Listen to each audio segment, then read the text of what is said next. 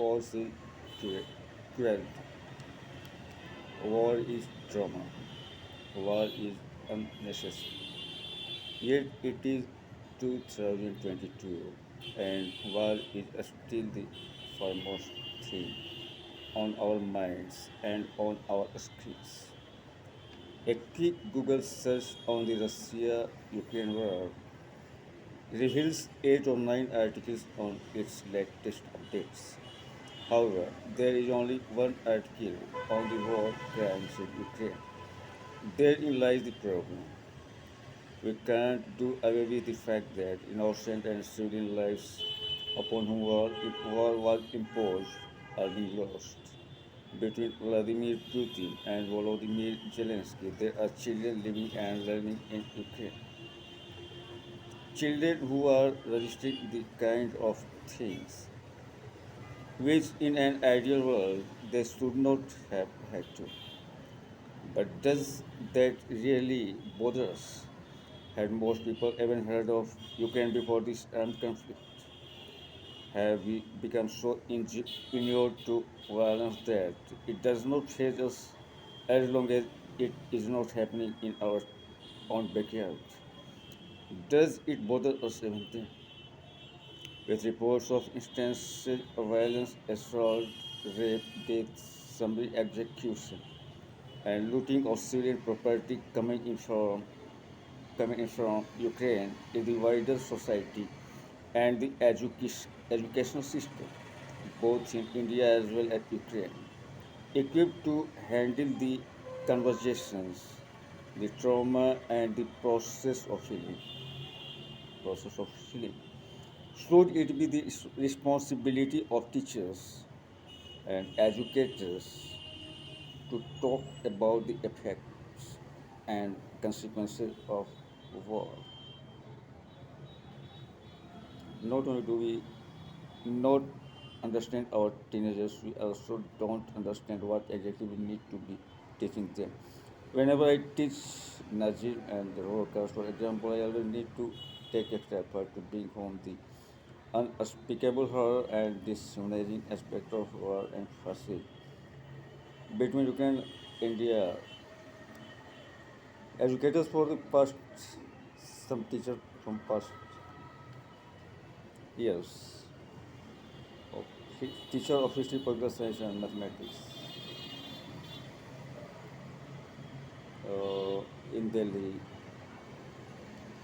have always surprised and saddened by the lack of compassion and empathy that is endemic to the way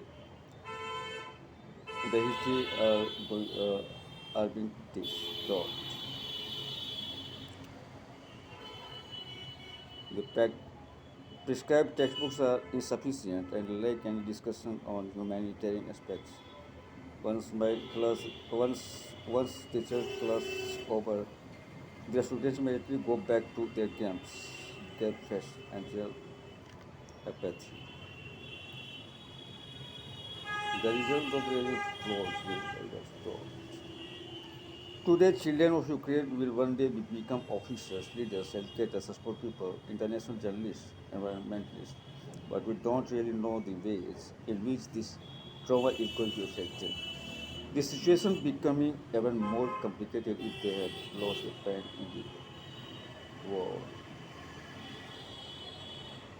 And the news is woefully inadequate to deal with the issue at hand. All it does is report the war to offer political insights. During the war, there is absolutely no remedy that is provided to the sufferers. No discussion on its visceral impact on human rights, and no ethical responsibility that is shouldered by the political mongers. But we are not political analysts. We are artists and educators. As education, we feel and know that the education system in engendering apathy by omitting empathy from the curriculum. They are not imparting the sensitivity and wisdom to students, a requirement to recover from such senseless training.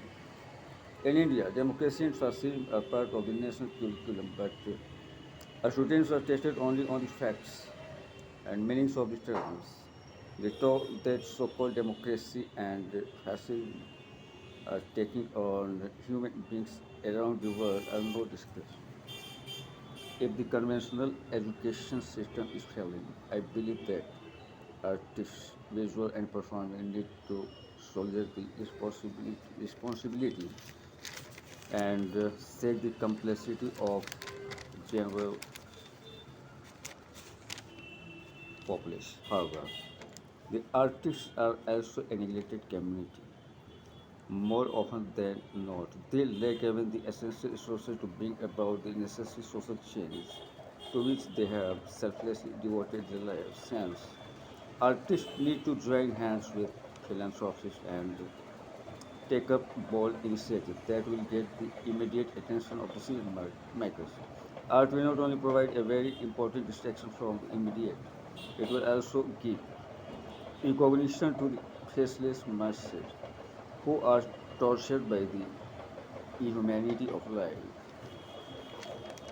Written by Samira Verma and Ahmad.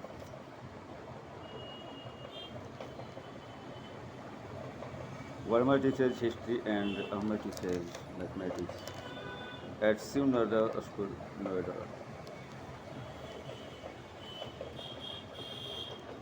The article why Ukraine does not figure in our classroom. It is taken from the Sunday Express, June 1922.